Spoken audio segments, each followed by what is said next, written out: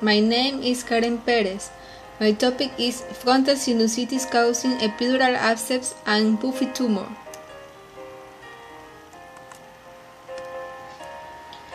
Behind the bones of your face there are some hollow spaces filled with air, which lead to the nose cavity.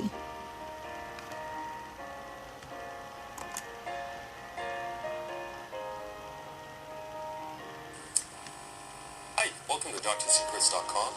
I'm DR, and today we're going to talk about sinusitis is infection of your sinuses. So what exactly are your sinuses? Your sinuses are basically caverns or cavities inside of your skull, and they're actually located in your face. The reason that those cavities are important is that they reduce the weight of your skull, so you have a necessary bone there if there were no sinuses. And the other important feature is that it actually helps for resonation of your voice. It's just like having a speaker box, and then you have ears surrounding the speaker. It's the same thing for the sinuses. They help to resonate your voice as you're speaking. Otherwise everyone will sound pretty nasal and will have trouble throwing the voice. So the main sites for these caverns are in the cheeks on both sides. So there's no bone there. And then in the forehead.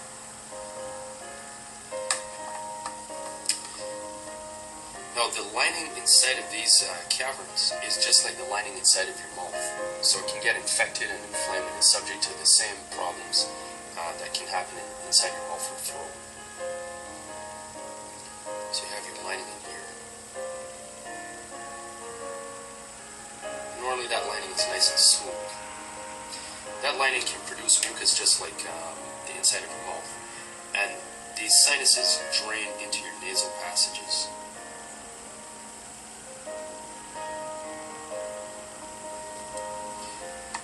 Now, in a condition like smoking, where you're taking a lot of noxious chemicals, those noxious chemicals can irritate the lining of your sinuses and cause a constant postnasal drip. So there's a constant stream of mucus being produced inside the sinuses, washing out into your nasal passages and down the back of your throat. And that can cause a lot of tickling of your throat soreness, and chronic cough. Another thing that can also do the same thing is allergies. And that's exposure to things like dust and mold in the air that you're breathing in. Sinusitis is a little bit different in the sense that typically when we're talking about sinusitis, we're not talking about sinusitis caused by irritation from smoking or allergies. Sinusitis is an inflammation of the paranasal sinuses. Paranasal means adjacent to the nasal cavities.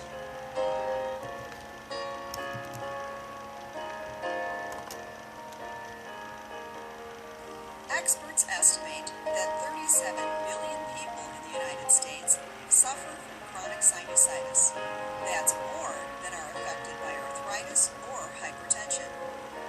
In terms of impact on quality of life, having chronic sinusitis can be worse than diabetes or chronic heart failure. Michelle Gerhardt knew she had chronic sinusitis. I was waking up congested every morning, so it took a while before I could really breathe. I think the other thing was around the cold and flu season, I would end up with a major sinus infection, which would knock me down for a good 2 weeks at least. Some people don't know they have chronic sinusitis.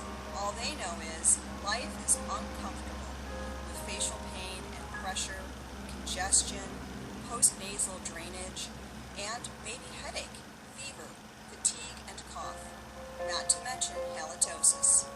The culprit? 8 cavities in the human skull called sinuses. Dr. Jordan Pritikin explains. We used to think of them as passive filters that did nothing more than remove dust and dirt and viral and bacterial particles from the air that we breathe. But we now recognize that the sinuses have an active role in our overall health.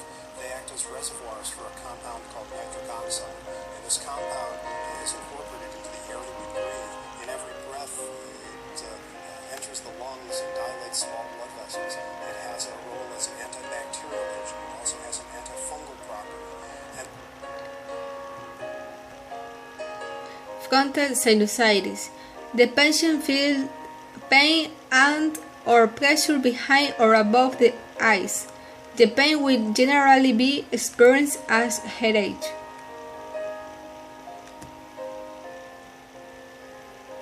I'm now going to demonstrate how to transilluminate the frontal sinuses.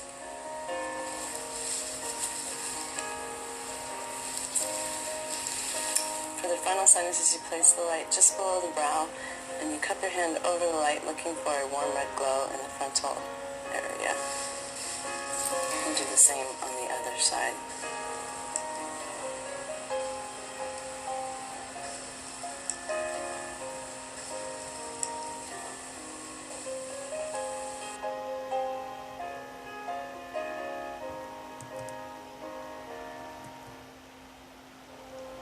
An epidural abscess is a collection of pus, infected material, between the outer covering of the brain and spinal cord.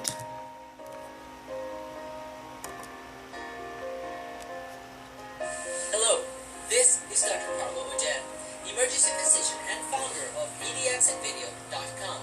To find videos like this related to the care of emergency care patients, please go to edxitvideo.com.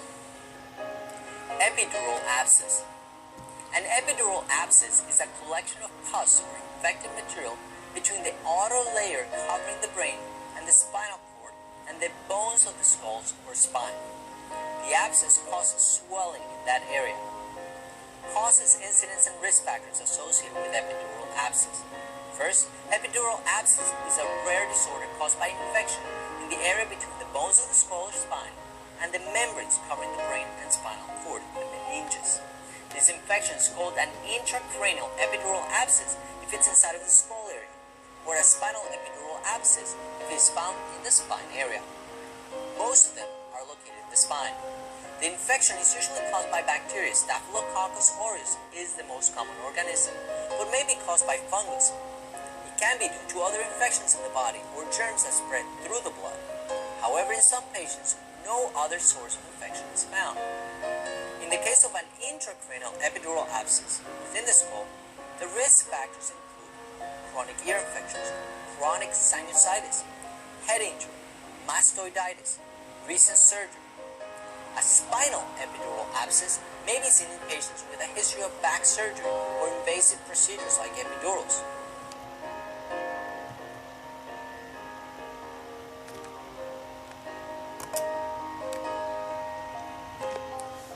After consultation with neurosurgery and ophthalmology and discussions with the patient and his family, we proceeded with left-sided endoscopic sinus surgery and endoscopic drainage of the frontal, epidural, and superior orbital abscesses. Following a left maxillary antrostomy and sphenoethmoidectomy, a complete frontal recess dissection and frontal sinusotomy were performed. As shown with the 70-degree endoscopic view, there was significant tissue edema and copious pus in the frontal sinus. That was aspirated and sent for cultures. Final microbiology revealed heavy growth of Streptococcus pneumoniae. The frontal sinus outflow tract was then opened in its maximal dimension, from the insertion of the middle turbinate medially to the lamina laterally, and from the skull base posteriorly through the Agenazzi cell into the beak area anteriorly. As shown here, the supraorbital ethmoid cell was also taken down. Puffy tumor. But puffy tumor first described by Sir Percival Pott in 170 is a rare clinical entity characterized by superiosteral abscess associated with osteomyelitis. It is characterized by an osteomyelitis of the frontal bone, either direct or through a motogenic split. The result is swelling on the forehead, hence the name. The infection can also spread inwards, leading to an intracranial abscess. But Puffy tumor can be associated with cortical vein thrombosis, epidural abscess, subdural edema, and brain abscess. Etiology: frontal sinusitis, acute or chronic, frontal trauma, usually blunt. Some cases have been seen in a context of intranasal substance abuse, for example, cocaine, methamphetamine, post-surgical after frontal. Thanks.